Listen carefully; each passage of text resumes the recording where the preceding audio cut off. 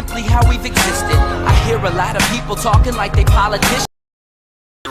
People that lose their shit over every little thing. What the f is this shit? Peas are touching the f***ing mashed potatoes. What are you, trying to kill me? And then there's people like me, who never complain about shit.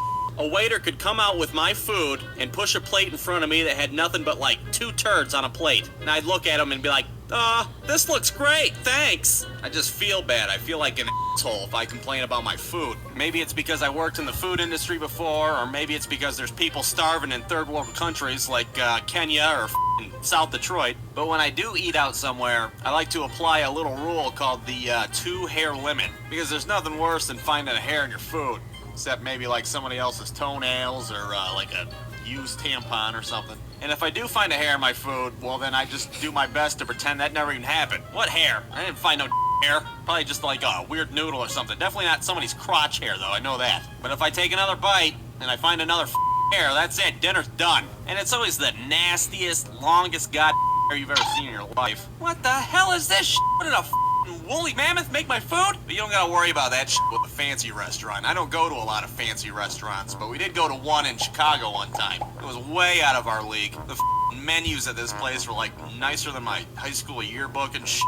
We walk into this place and we are instantly out of character. Everybody in there is dressed up and looking like the Monopoly guy. I look over at my buddy Gary and he's wearing a Chive t-shirt. Everybody's looking up from their plates and staring at us because they can smell the pour off us. Do we gotta take our shoes off before we come in? Can we wear shoes in here? I don't know what I'm doing. They sit us next to this real ritzy family, and I'm pretty sure we just ruined their dinner instantly. I can hear their conversations next to us, and they don't sound anything like our conversations. Investment, mutual, stock option, blardy, money, mathematics. Ugh. One time my cat threw up in the kitchen and I stepped in it barefoot.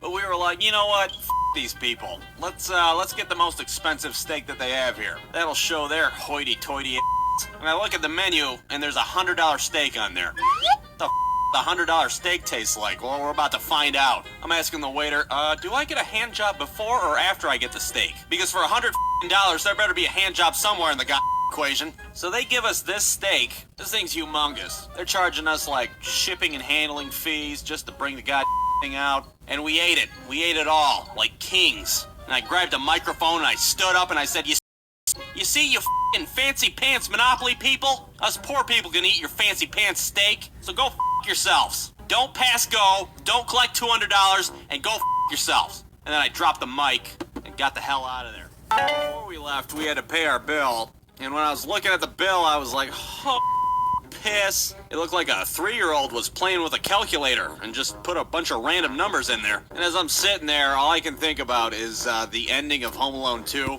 where Kevin McAllister's dad's flipping out at the room service bill, and he's like, Kevin, you spent $958 million bajillion on a stupid steak in Chicago? No, I gotta go. My dad's pissed. Here, homeless lady, have a turtle dove. And I just want to say, that's pretty Kevin McAllister giving this homeless lady a turtle dove. My parents are rich as hell. They're in a hotel room full of free here sleeping under a bridge with a bunch of pigeons. Oh yeah, no, thanks, Kevin. Thanks for the Christmas tree ornament. I'm sure I'll put it on my Christmas tree that I don't have. If I don't freeze to death first, you 10-year-old if I save your Daniel Stern again.